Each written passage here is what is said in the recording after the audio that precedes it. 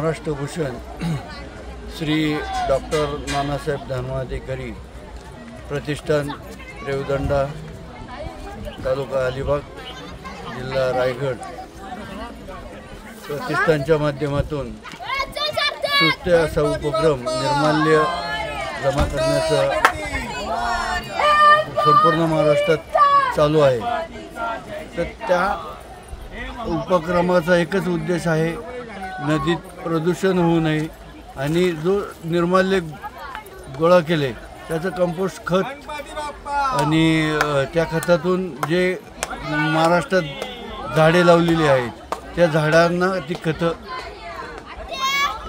उपलब्ध होतात आणि त्या झाडांचं संगोपन होत आहे। असा उपक्रम महाराष्ट्रभर चालू आहे। त्याबद्दल तुम्ही ही बातमी करतायत वाणी साहेब, त्याबद्दल तुम्हाला धन्यवाद।